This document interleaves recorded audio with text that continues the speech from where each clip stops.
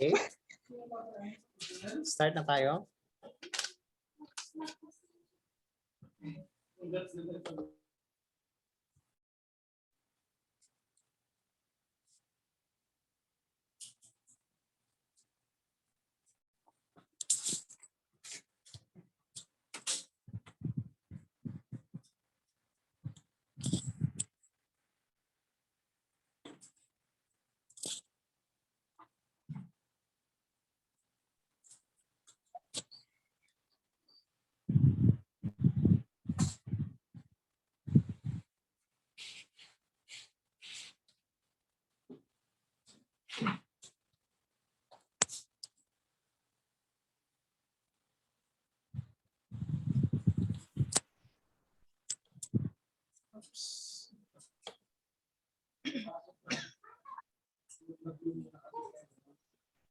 Wait lang.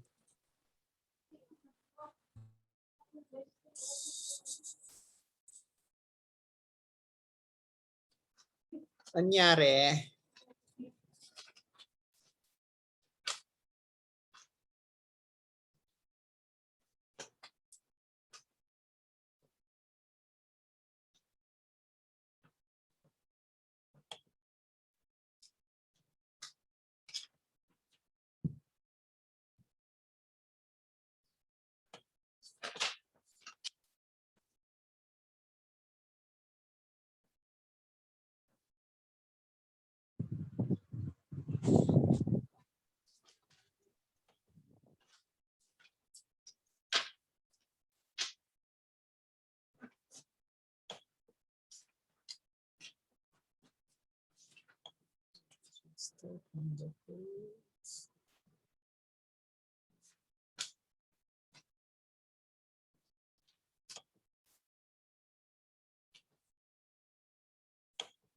Wait lang ha, ayusin ko lang. Nagkaroon ng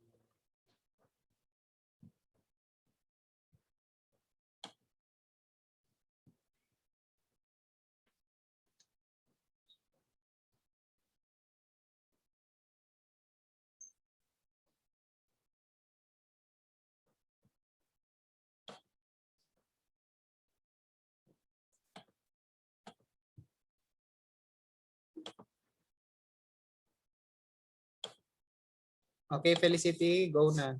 Ganyan na lang para ma-next natin.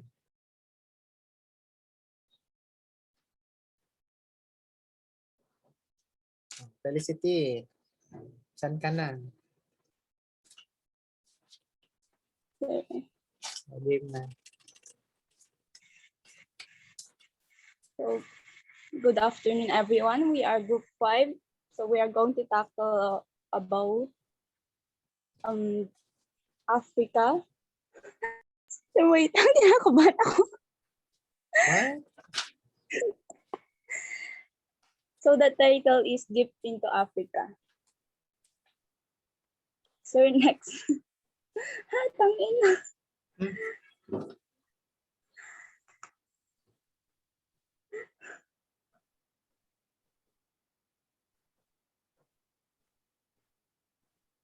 What are we seeing? Ay.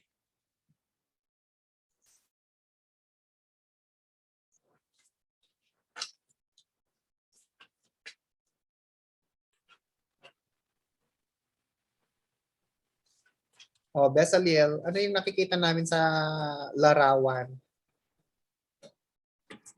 Sir, nagpipintas pa tayo makikilak, sir. So, what is the connection of that picture to your presentation this afternoon? Pat lang. Tayo na tayo. Stressing.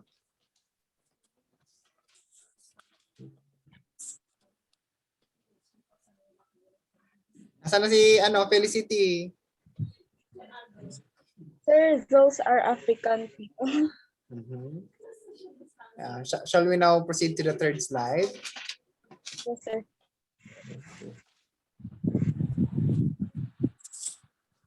Yung amin. Salil, mag-unmute ka muna. Ay, mag-mute ka muna. Para hindi yan. Africa and its people. Scientists and historians mostly believe that Africa is the birthplace of mankind. They are believed that millions of years ago, humans appeared in Africa. They learned to create tools to hunt and make fire. From Africa, they spread to Europe and other parts of Asia. Sir, naririnig ako? Yes, yes. Oh, ano na? Next.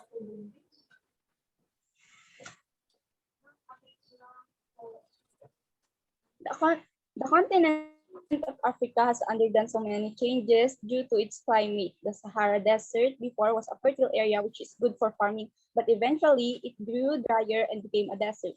Interestingly, Africans cope up with whatever the challenge the climate would give them, and they survive.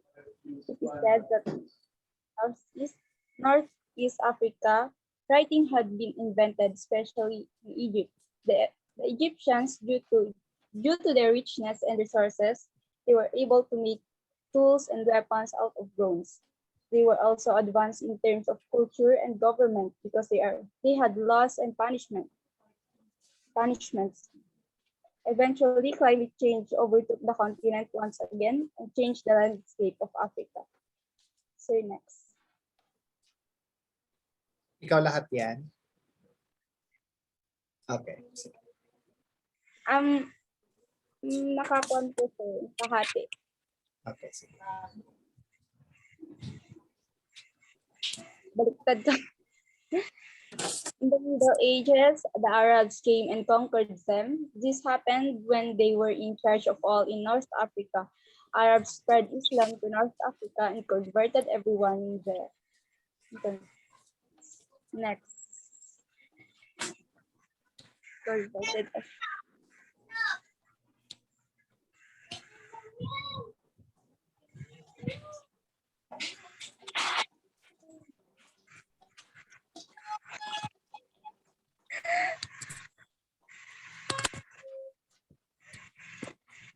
Jasmine. After 800 AD, Northern Africa began to have organized kingdoms.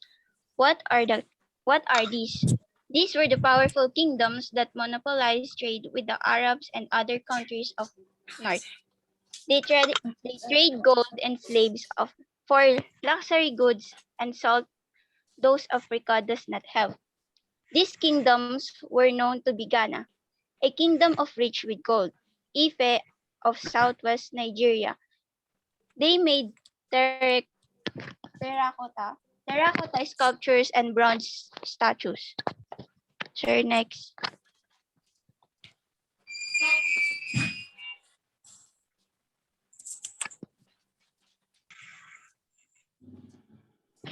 Benin Mali, which grew so powerful that in its prime, its people traded gold, slaves, horses, and salt. Songhai and Kanem Bornu, which traded metals. When the Europeans colonized parts of Africa in the 16th century, the slave trade began to happen across the Atlantic. As was mentioned previously, the Africans traded their fellow men for slaves before to Arabs, but the European slaves trade was unprecedented, for it was so huge in its extent. Hershey. In the 19th century, many European states banded together to stop the slave trade and its cruel injustice. In the 1807, Britain stopped the slave trade, but Europe had colonized almost the whole Africa. Then, by 1914, Africa, except for Libya and Ethiopia, had taken over by the Europeans. Next book. In the 20th century, more and more Africans were becoming educated, and such they clamored for independence. The movement became unstoppable. By the 1950s to 1960s, almost of the African countries were independent. Next. By the 1975, the last two countries that were held by Portugal, to Mozambique and Angola, had finally gained independence. Next. Now, Africa is on the rise. The African countries' economies are is on the rise. Thanks to tourism and investment, the developments are looking positive, and it seems that Africa will become the great continent it was intended to be in the beginning.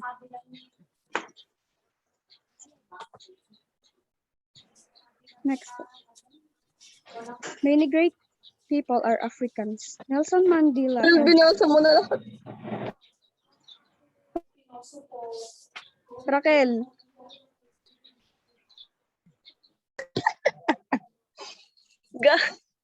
Kanya ka, girl. Just go on, just go on. Tinuloy ko na. Yung basa namin nun. Ulitin mo na lang. Sige, sir. Sir, doon sa now po. And now, yeah. Sir. Now, Africa is on the rise. The African countries' economies are on the rise. Thanks to tourism and investment, the developments are looking positive, and it seems that Africa will become the great continent it was intended to be in the beginning. Sir, next po. Kabado, girl. Many great people are Africans. Nelson Mandela, or Mandiba, was a citizen who firstly fought for Africa's independence and eventually became the first Black and democratically elected President of South Africa. He is known to be the father of the nation. Sir, next.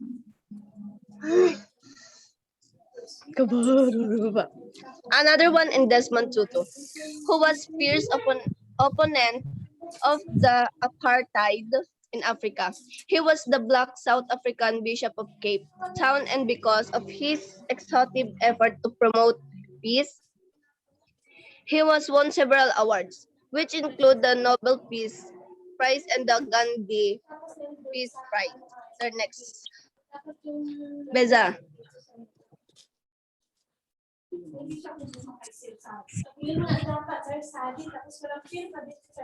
Ano ba dyan?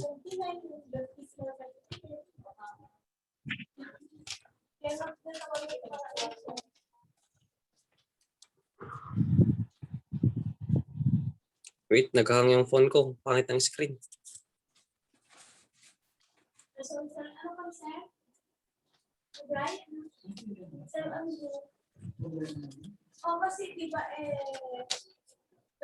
Hello.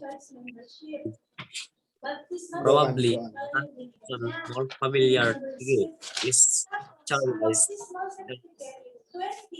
who has acted in many blockbuster films in Hollywood and has won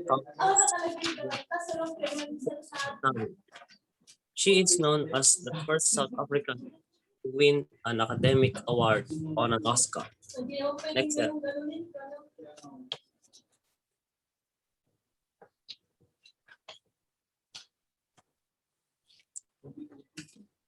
The Philippines was also challenged the same way that Africa has been a continent. As a citizen of a country that has been colonized extensively, it is normal that you still experience the stirring of the kinds of history that your country.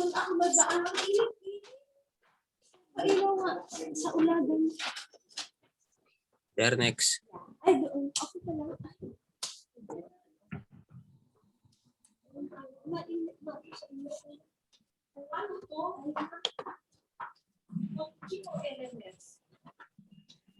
The turbulent yet challenging history of Africa is also mirrored not only by these aforementioned people, but also by their literary writers. Of course, we have about Chinua Achebe in previous module, There are other great writers in this module. Nadine Gordimer, Bessie Head, and Wole Soyinka.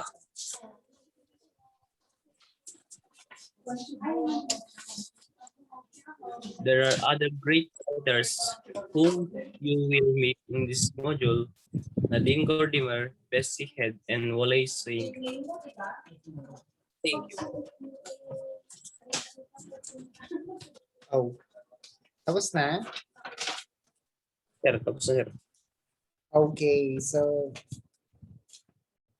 we have heard that the group 8 have presented well about the social background of what continent is it?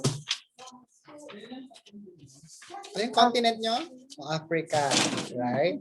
So we have also seen in the presentation that it's the birthplace of humankind. So they believe that to be the birthplace of humankind or of people, right? And it says also here that because Africa has been colonized by the Europeans, their culture has been affected. However, the deepest parts of Africa have not been infiltrated by foreign control. So like us here in the Philippines before, they believe that those who have stayed in upland or in the mountainous areas like in the what is that? CAR region, Cordillera Administrative Region. So they were not infiltrated by these colonizers or the Europeans because they are really far from the cities or the areas wherein these colonizers were able to infiltrate or were able to stay during their time here in the Philippines. So that's also what happened in Africa. It's not the whole Africa that they were able to infiltrate, means they colonized or they have influence. Okay, so if we compare them to us, so there's a big connection. And one more thing for group 8, were you able to study the story of an excerpt of Al-Fishawi? Felicity, were you able to read that? Why? That is included in your report supposedly, an excerpt of Al-Fishawi. Okay? So, yeah, yes. Akala ko kasi sa yung sa may kwan lang background. Okay, the introductory part. So, I want to add this. So just listen if you're still there. So it was written by Gada Al-Absi and translated by Claire Jacobson. So who is Gada Al-Absi? So if you have your books with you, kindly open it on page 248. So Gada Al-Absi is a writer, physician, and singer from Egypt. Wow. Physician, writer, and a singer. She has written several short stories volumes as well as novels in her native language, such as Angelica and Al-Fishawi. She has won the 2014 Organization of Cultural Palaces Award for The Son of Nymphs, the 2016 Short Story Competition by the Egyptian Club for House of Amand, and the 2016 Akbar Al-Adab Prize, runner-up for her novel, The Green Cobbler. She sings as a soloist at the Cairo Opera House and has a master's degree in hematology and immunology. Okay, hematology is somewhat related to blood. Okay, so actually, this excerpt of Al-Fishawi is all about a shoemaker. So it is expected that if your work is a shoemaker, so of course you have really the talent in maneuvering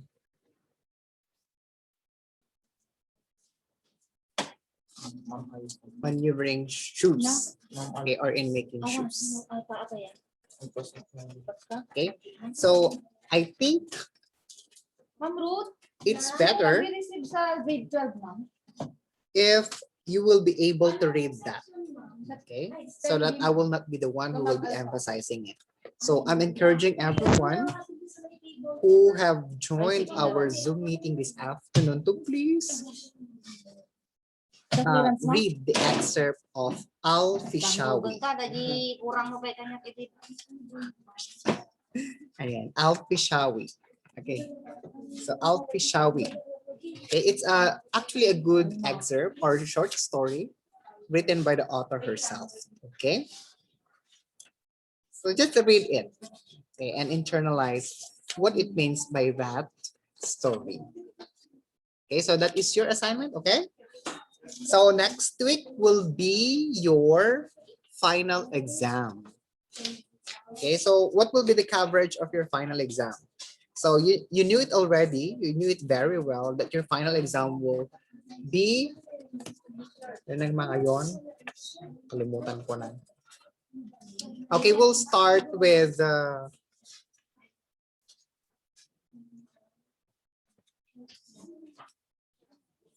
delving deep, exploring, wait, 1-7. Yes, Di ba dapat nauna sa amin sila? Sina? Sila Shane po. Ano yung kwan nila ulit? Group po. Ba? Isang. Okay. So module 12. So we'll start with module 12. Ano yung sinasabi nyo kanina? Sino yon? Group of Shane po. Shane Shane po. Makato.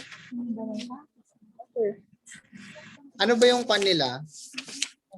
Is it the Group Europe? 7, sir. Europe? In Europe ba yan? Hindi po sir, little book lang po yun. Oo, actually, yun nga, yun sa Europe, di ba? Yung little red cap. Okay. Kahit man mahuli sila, basta meron silang i-report. That's the most important to me. Okay, Traversing Europe and its intricacies, module 14. So I think we could have our meeting next Monday. Okay? So for the last group, for the Europe group, so please make yourselves ready on Monday. Okay? So that will be our last discussion. Okay, and after our last discussion, maybe you can now review because we are nearing your final exam. So are you not happy that we are nearing your final exam already?